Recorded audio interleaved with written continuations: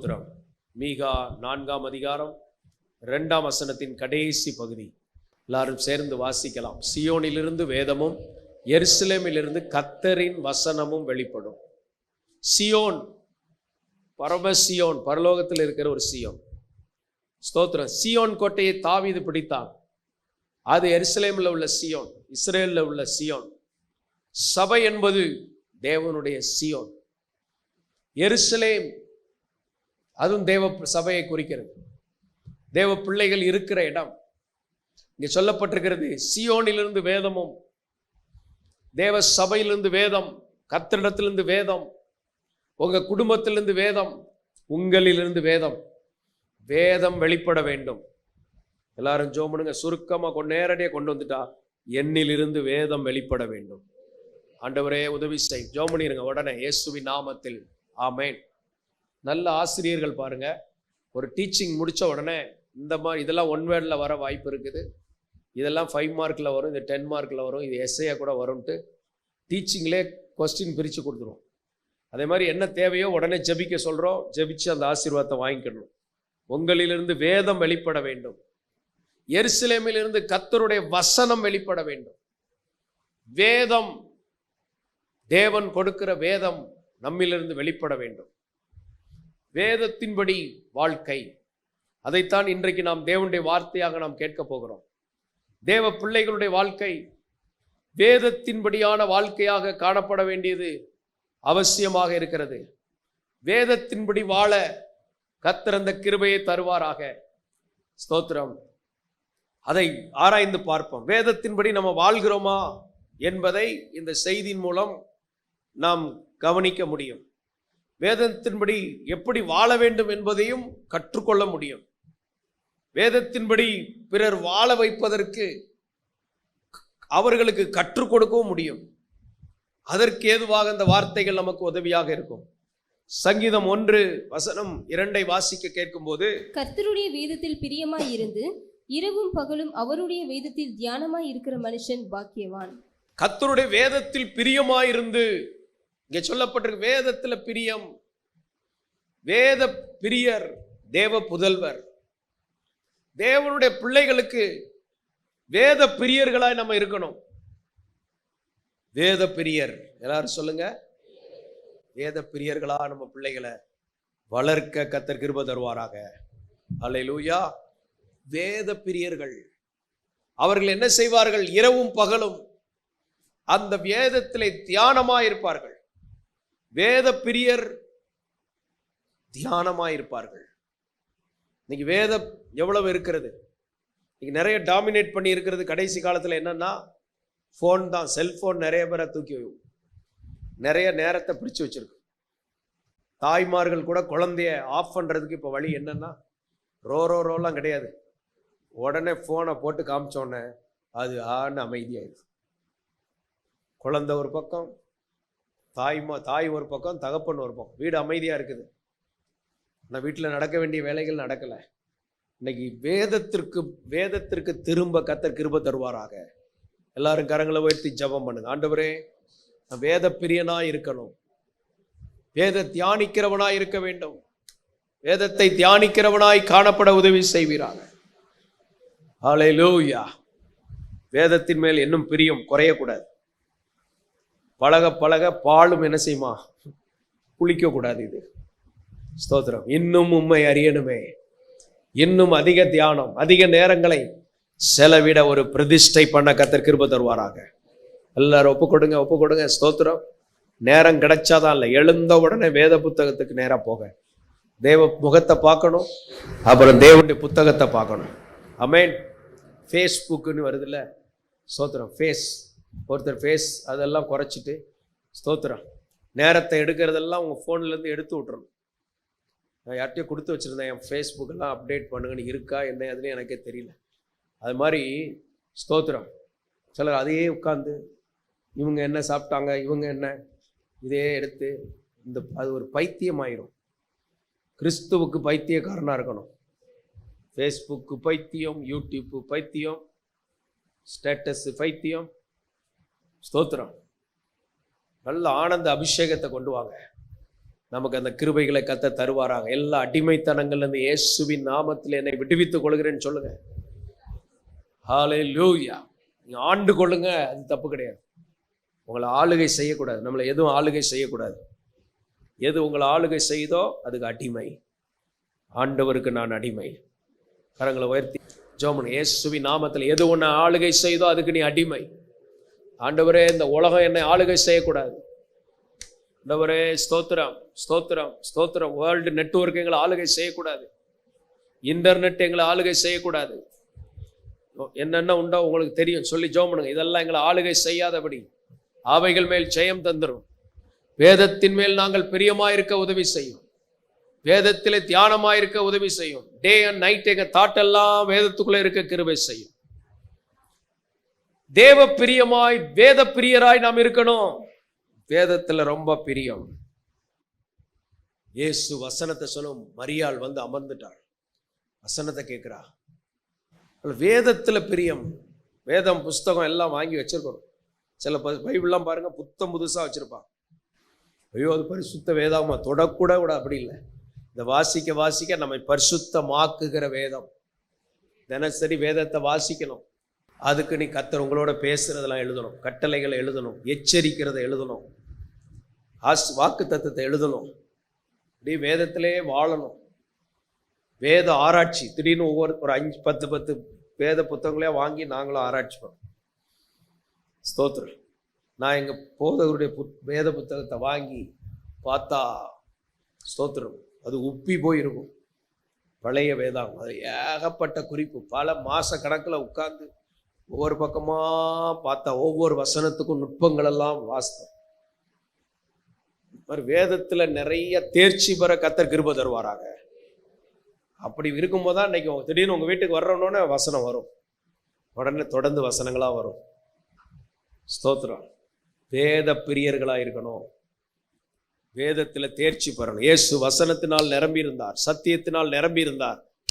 உலகம் நிரப்பக்கூடாது. சொல்றதெல்லாம் நீங்கள் உடனே சொல்லி ஜெபிச்சு கேட்டுட்டு போயிடக்கூடாது. பொருட்காட்சி. இது பொருள் காட்சி அல்ல. அங்கே காட்சி தான், பார்த்துட்டு போயிடணும், அவ்வளோதான்.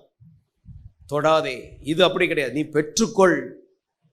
பெற்றுக்கொள்ளுகிறவர்கள் சொல்லுங்க. உலகம் என்னை நிரப்பக்கூடாது, மனுஷிகம் என்னை நிரப்பக்கூடாது, பிசாசு என்னை நிரப்பக்கூடாது. வசனத்தினால் நான் நிரம்பி இருக்கணும். வாஞ்சிங்க, வசனத்தினால் நான் நிரம்பி இருக்கணும். எல்லாம் உலக ஆவி உன்னை நிரப்பக்கூடாது, அசுத்த ஆவி உன்னை நிரப்பக்கூடாது, பொல்லாத ஆவி உன்னை நிரப்பக்கூடாது. இயேசு எங்களை காப்பீராக, விடுதலையாக்குவீராக. ஆமென். எஸ்ரா 7:10 வாசிக்கும் போது, கர்த்தருடைய வேதத்தை ஆராயவும், கர்த்தருடைய வேதத்தை ஆராயவும், அதன்படி செய்யவும், இஸ்ரவேலிலே கட்டளைகளையும் நீதி நியாயங்களையும் உபதேசிக்கவும் எஸ்ரா தன் இருதயத்தை பக்குவப்படுத்தி இருந்தான். பாருங்க, வேதத்தை ஆராய்ச்சி செய்யணும். வேத ஆராய்ச்சி. வீட்டில் உட்கார்ந்து என்ன ஆராய்ச்சி பண்ணணும்?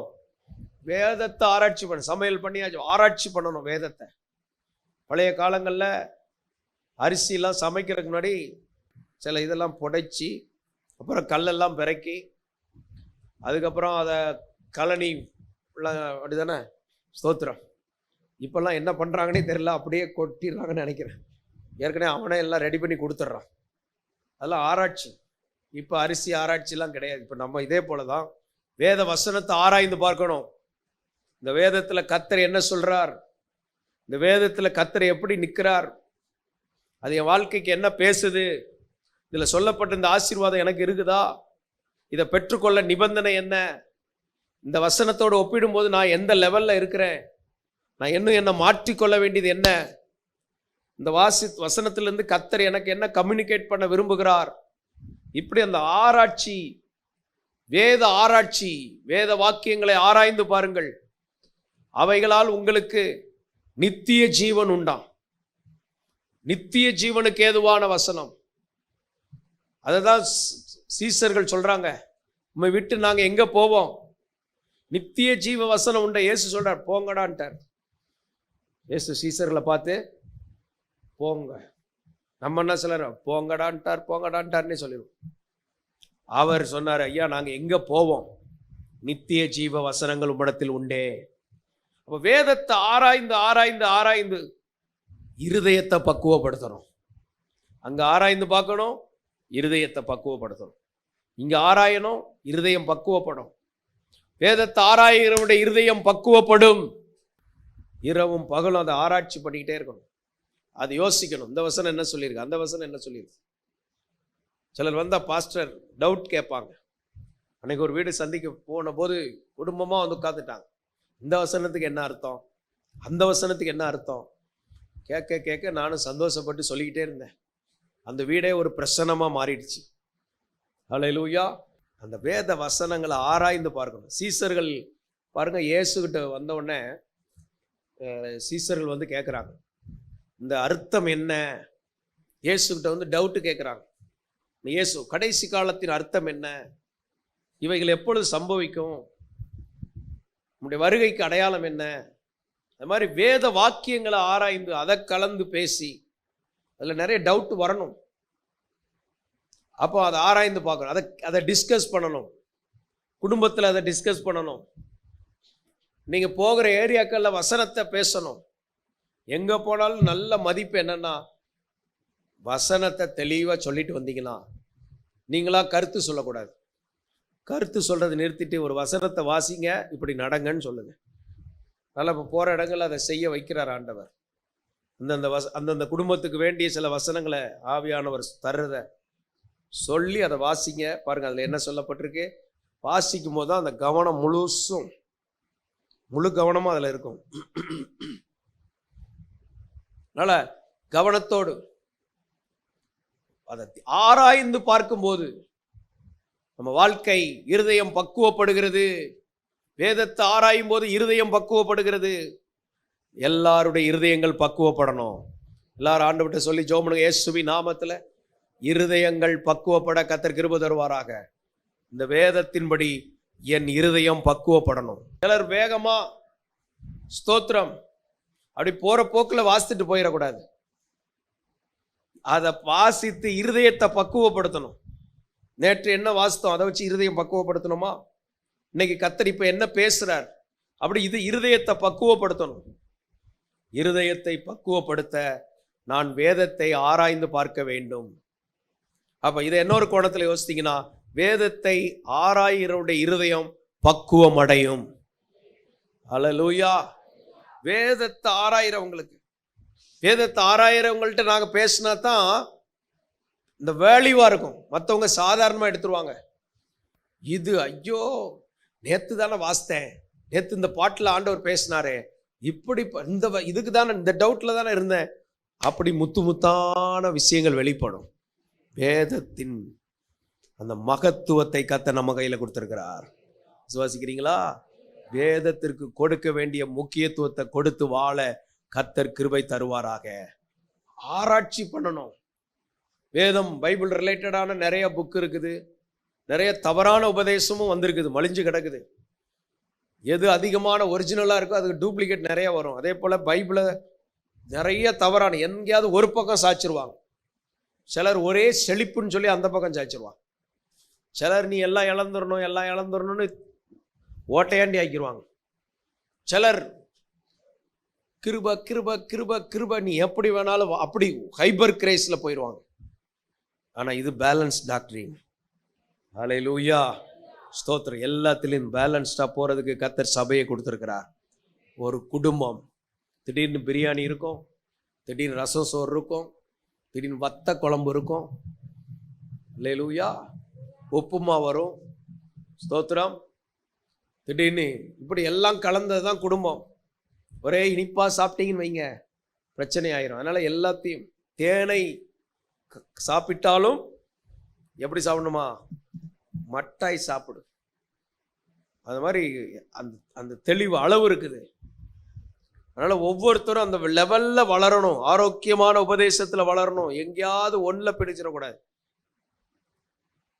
எதையாவது ஒன்றை மட்டுமே பேசுற ஆட்கள் அதுல சாஞ்சிராதீங்க. மேக்ஸ் மட்டுமே எனக்கு தெரியும், 100க்கு 100 வாங்கிடுவேன், ரைட்டு. அப்புறம் ஆங்கிலத்தில் மற்ற சயின்ஸ் இதெல்லாம் ஃபெயிலு. அப்போ மொத்தமாக பயன்படுத்த முடியாது. எல்லாத்திலையும் தேர்ச்சி பெற கர்த்தர் கிருபை தருவாராக. எல்லாத்தையும் பேலன்ஸ் பண்ணணும். பிள்ளைகளுக்கு எல்லாத்தையும் பேலன்ஸ் பண்ணி சொல்லிக் கொடுக்கணும். வேதத்தை ஆராய்கிறவர்களா இருக்க வேண்டும். வேத புஸ்தகம், ஸ்தோத்திரம், ஆராய்ச்சி பண்ற புத்தகங்களை பார்த்தீங்கன்னா தெரியும். நீங்க தான் நோட்டு வச்சு எழுத சொல்றது, எழுதி அந்த குறிப்பை எழுதணும், கவனிக்கணும், வீட்டில் போய் ஆராய்ந்து பார்க்கணும், இது சம்பந்தமா வேற என்ன கர்த்தர் சொல்றான்னு பார்க்கணும். 19:7 சங்கீதத்திலே வாசிக்கும் போது, கர்த்தருடைய வேதம் குறைவற்றதும், கர்த்தருடைய வேதம் குறைவற்றதும், ஆத்துமாவை உயிர்ப்பிக்கிறதுமாய் இருக்கிறது. ஆத்துமாவை உயிர்ப்பிக்கிறதுமாய் இருக்கிறது. நீங்க ரெண்டையும் கனெக்ட் பண்ணணும். குறைவில்லாத ஒரு வேதம், அதை வாசிக்கிறவருடைய ஆத்துமா உயிர்ப்பிக்கப்படுகிறது. இப்ப ஆத்துமா செத்து கிடக்குது. எந்த ஆத்துமா? பாவம் செய்கிற ஆத்துமா. முன்னை அக்கிரமங்களிலும் பாவங்களிலும் மரித்தவர்களா இருந்தோம். இப்போ குறைவற்ற வேதத்தை வாசிக்க வாசிக்க, ஒரு நல்ல ப்ரொஃபஸரோட பழகுற ஆட்கள் பாருங்க, ஸ்தோத்திரம், தேறினவன் குருவை போல் இருக்கிறான். குறைவற்ற வேதம். உங்க மென்டரிங், உங்களை மென்டரிங் பண்றது யார்? ஆவிக்குரிய ஜீவியத்துல நம்ம மென்டரிங் பண்றவங்க பாருங்க, வளர்றத நான் பார்க்கிறேன். அவங்க சபைகள் வளர்றத பார்க்கிறோம். இதே போல குறைவற்ற ஒரு வேதம் கையில் இருக்கிறது. அந்த குறைவில்லாத ஒன்றில் நம்ம பார்க்கணும். கண்ணாடிக்கு முன்னால போய் நிற்கிறோம், ஸ்தோத்திரம், அதுக்கு பொய் சொல்ல தெரியாது. எத்தனை வீட்டில் கண்ணாடி பொய் சொல்லும்? கண்ணாடிக்கு பொய் சொல்ல தெரியுமா? தெரியாது. சிசிடிவி கேமரா வச்சிருக்காங்க, அது பொய் சொல்லுமா? அது போய் நான் வரலையேலாம் சொல்லாது, அது அப்படியே காமிக்கும். இதே போலத்தான் அந்த குறைவற்ற வேதம் முன்னால போய் நின்றுட்டோம்னா நம்மகிட்ட என்னெல்லாம் குறைவு இருக்குன்னு சொல்லும். நம்முடைய வெளி தோற்றத்தை சரிப்படுத்த எல்லாருமே கண்ணாடிக்கு முன்னால கிட்டாரத்தில் நின்று பார்த்துருப்பீங்க. தலையை ஒழுங்கா சீவி இருக்கிறோமா, ஸ்தோத்திரம், பவுடர் கரெக்டாக போட்டிருக்கோமா, இதெல்லாம் செக் பண்ணியிருப்பீங்க. எதுவும் கறி எதுவும் முகத்தில் பூசி இருக்குதா, எல்லாம் செக் பண்ணி. இதே போலதான் குறைவற்ற இந்த வேதத்தை வாசிக்க வாசிக்க ஆத்துமா உயிர்ப்பிக்கப்படும். ஹல்லேலூயா. ஆத்துமா உயிர்ப்பிக்க ஒரு எழுப்புதலா இருப்பீங்க.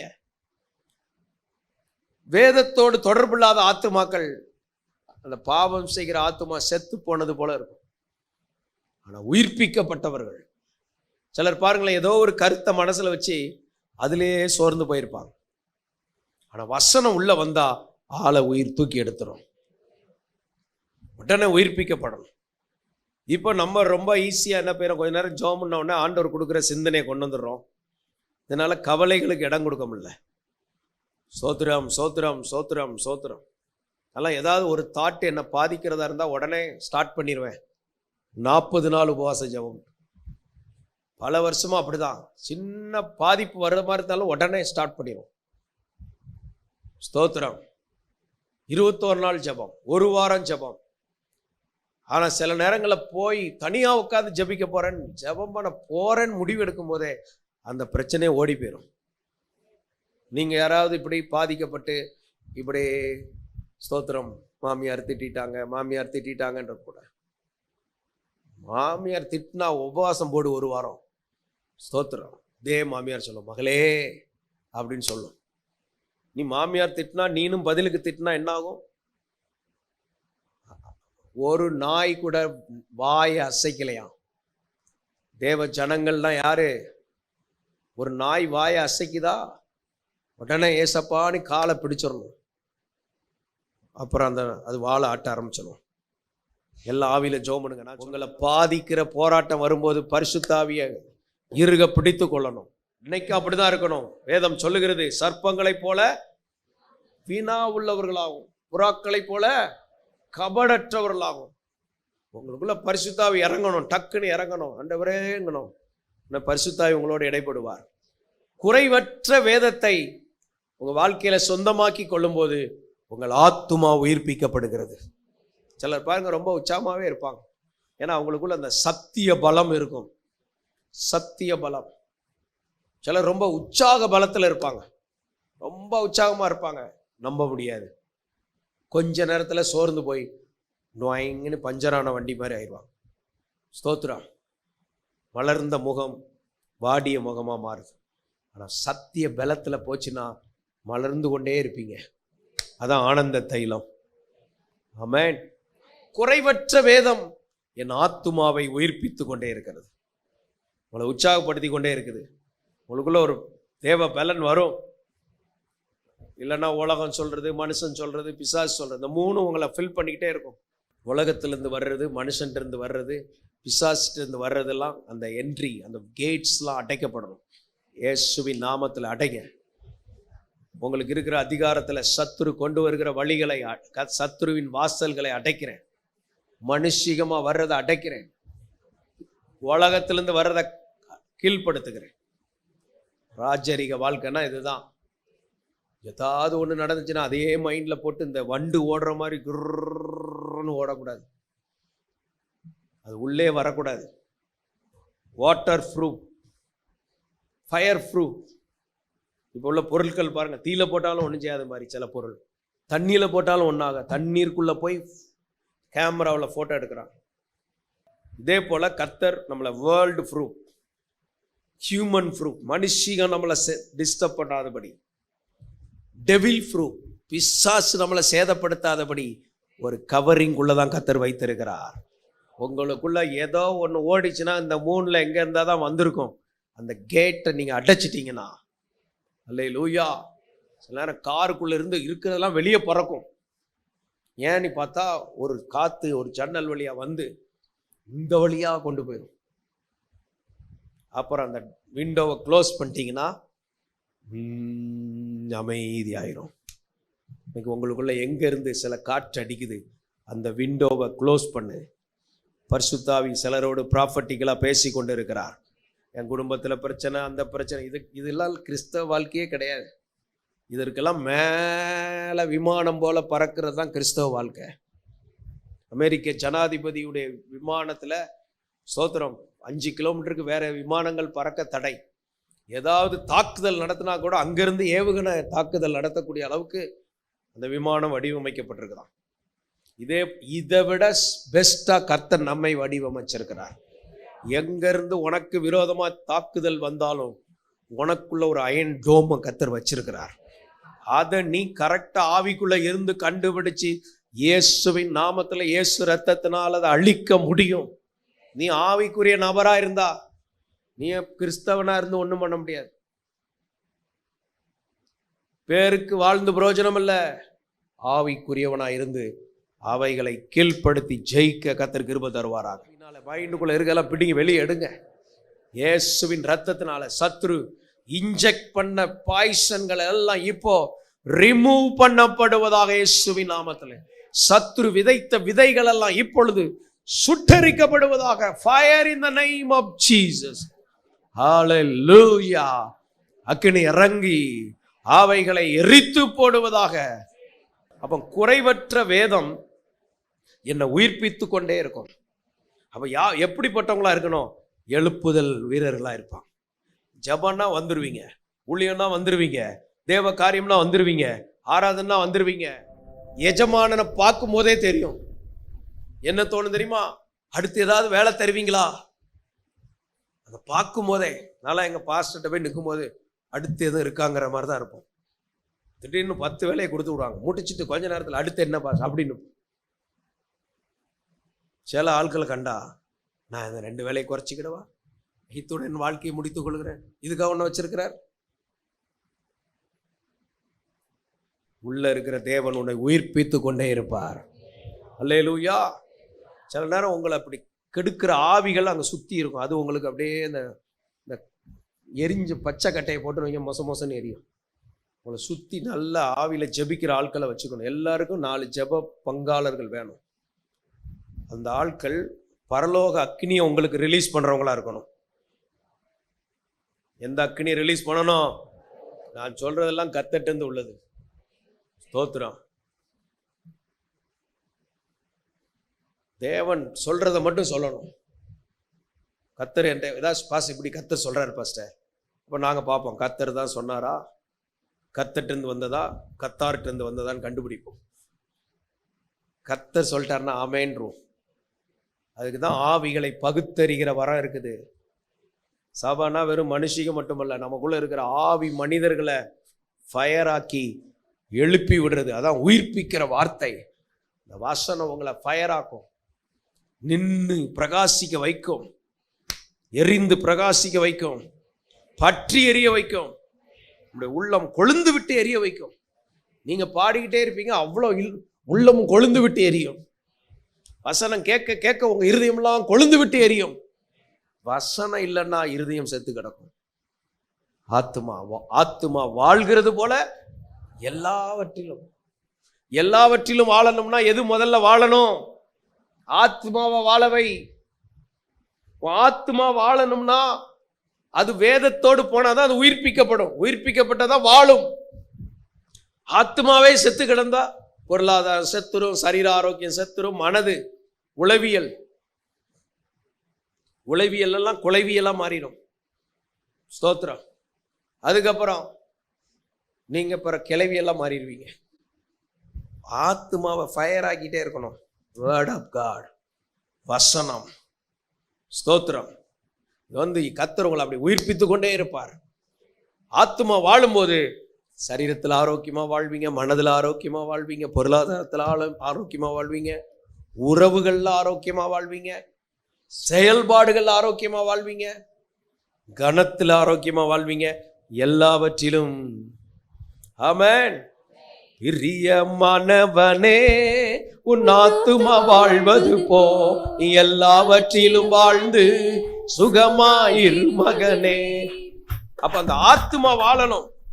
உங்க ஆத்துமாவை வாழ வைக்கணும். ஒரு செடியை எடுத்து வளர வைக்கணும். என்ன செய்யறது? அதுக்கு வேண்டிய வெளிச்சம் தேவை, அதுக்கு வேண்டிய தண்ணீர் தேவை, அதுக்கு வேண்டிய பாதுகாப்பு தேவை, அதுக்கு வேண்டிய பராமரிப்பு தேவை. அந்த செடி அப்பந்தான் கரெக்டாக வளரும். அதுக்கு வேண்டிய உரம் தேவை. இதெல்லாம் இருந்தால் தான். இல்லைன்னா எங்கள் வீட்டு செடி வளரல. ஸ்தோத்திரம். உன் ஆத்துமாவை வாழ வைக்கிறதுக்கு என்னெல்லாம் தேவை? அதுக்கு வசனம் தேவை, அந்த ஆத்தும நேசர் தேவை. ஆத்துமாவுக்கு யார் தேவை? உங்க ஆத்துமாவை நேசரோடு சம்பாசிக்கிற ஆத்துமாவா வைக்கணும். ஏசப்பா, நீங்க அவரோட நேரம் ஸ்பெண்ட் பண்ணணும். அவரோட டைம் ஸ்பெண்ட் பண்ணாத ஆத்துமா எப்படி வாழும்?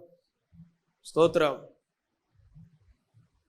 அது துணை இல்லாத ஒரு மாடப்புறா போல தவித்து கொண்டு இருக்கும்.